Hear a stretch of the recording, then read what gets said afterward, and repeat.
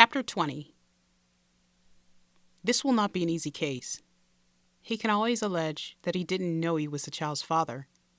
It could mean he starts to bring up your past, things he knows about you. It may not be pleasant to hear those things. Maribel was having a virtual meeting with Maximilian Claiborne. He'd agreed to take her case at no charge, and so far, he'd been able to stop everything in its tracks by filing legal paperwork. He'd warned her it might not hold off Jeremy for long, and eventually they would probably have to go to court unless Jeremy dropped the case, which was the ultimate goal. I want to make him as uncomfortable as possible, so he lets this go. He knows he doesn't want to be a father. He's a playboy. I don't have much of a past other than with him, Maribel said. I've kind of put myself on a shelf so I could raise my son. Blake is the only person I've considered to, well, Dating, you can say it. I know what it is, and you should. He's a good man. Takes some courage to come to my place. Nobody does that. It tells me he's in it for the long haul, so don't push him away. Maribel was silent. She had indeed been pushing Blake away. Every time he tried to take her somewhere, she refused and ignored his text messages and calls. She just was afraid to put her heart out there. She already had all this going on with her son. Maribel couldn't take any more heartbreak. Max said, "This one's a keeper, and he's not going to hurt you. Don't be silly. Also, if you're in a stable, committed relationship that might lead to marriage and the kid's already a part of what you have going on, it will look favorable in court." So you say the kid likes Blake? Yeah, he loves him. Okay. Well, I think that's great. But there's one thing that you need to do. Maribel held her breath. I need you to tell your son who his father is and explain to him why you haven't done it until now. I can't. I think it would devastate him. Once again, you've got a good man who wants to stand by you and the kid. You two can get together, discuss it, pull the kid in, and talk with him together. Let him know the failed father doesn't define him, and he's got a real father right here in the making.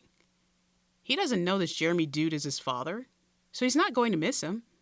And this will shield you from the accusation that you didn't tell Jeremy this was his kid. That won't fly in court because everybody knows he's likely Lucien's father. But it might fly with your son. You don't know what Jeremy's going to tell him if he does start to see him on a regular basis. I'm telling you to shield yourself. This will help with the case and your life. I don't know if I can do it. Call Blake. He'll help you. He's a good guy. A little pushy, but he's a good guy. Talk to him. The conference was over. Maribel went to work, and even though it wasn't an opportune time to have a serious discussion about their future, Maribel decided to approach Blake and ask him if he would be there when she told Lucien who his father was. Hey, how are you doing? How'd the video conference go? Blake asked. He was standing over the stove stirring a pot. It went okay. I really feel good about things, and I think everything's going to work out. Of course. Everything's going to be okay, I told you. But I need your help with something. Anything.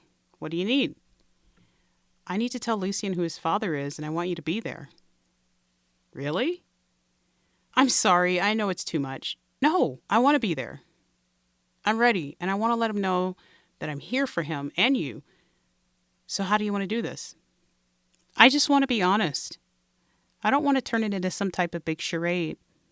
It's the one thing I have lied to him about, and I need to get it off my chest. Also, Max thinks it'll help in court, and I don't want Jeremy to have the upper hand with Lucien. I like it. When are we doing it? As soon as possible. If you don't mind coming over tonight after work, we can handle it then.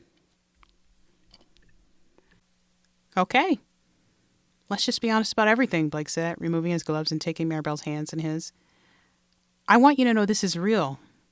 We're going to be a family. You, me, and Lucien. It starts tonight. Maribel felt tears spill onto her cheeks. I'm glad to hear that, because I might be madly in love with you. Maribel and Blake arrived at the house just after 8 o'clock that evening.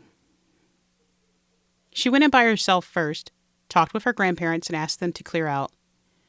Ruby and Teddy headed out to the barn, and Maribel motioned for Blake to come inside. Lucien's eyes were full of fear. He knew something was up. It hurt her heart she put him in this position. After Lucian and Blake said their hellos, Maribel said, "Let's all have a seat at the kitchen table." "What's up, Mom?" Lucian asked. "You've got me scared. Tell me what's going on. Are you and Blake getting married?" A big smile spread across his face. "I need to tell you something, Lucian, and it's not going to be easy. You're probably going to be mad, and I understand. You deserve to know the truth, and you have a right to be mad at me, but I want you to know that I did it to protect you." Lucian nodded. "I was a teenager when I got pregnant with you. I made a bad decision one night, and I went out with a guy who Blake warned me about. Graham warned me too. But I decided to do it anyway, and that was a mistake. But what came from that night is the most wonderful thing in my life. You. I'm so thankful, but the guy who I went out with that night wasn't nice to me after that, and he didn't want to take responsibility. He wanted to be free. And he remained here and friendly. Because of that, I didn't want you to feel like it was your fault or like you weren't good enough for him to be your father, so I never told you who he was. I'm sorry about that. I know you've been asking for years, so tonight I want to tell you." "Go on," Lucian said. "Jeremy, the guy that does the carpentry and designs and woodworking and all that, he's your father." Maribel had expected some type of reaction from him, but he remained still for a few seconds before arching his eyebrows and shrugging his shoulders. "Yeah, I heard that around school," Lucian said. "What?" Blake and Maribel said in unison. "Yeah, I actually heard that about 2 years ago, but I was hoping it wasn't that guy. He doesn't seem very nice. So when the new rumors started that Blake was my dad, I was really excited. I was really hoping for that." "Good news," Blake said. "I think there's a way for your wish to come true. I want to be your dad, and I want to be your mom's husband. I want us to be a family. Now, you and I, we're both on the same page, but we might have to wait a little while for your mom to come around. I don't know if she's ready for all that." Lucian looked at his mother and said, "We'll be patient, but you need to get on board soon, Mom." Maribel felt tears streaming down her face. She'd never imagined this would go so well. "You knew all along. I feel so silly for not telling you sooner." "It's okay, Mom. You know, kids know a lot more than adults think they do. We kind of grew up fast." "There's no doubt about that," Maribel said. "Does this mean there's going to be a wedding soon?" Maribel and Blake looked at one another. "Like I said, we got to let your mom come around to the idea that I'm going to be around. But that's okay. No need to rush."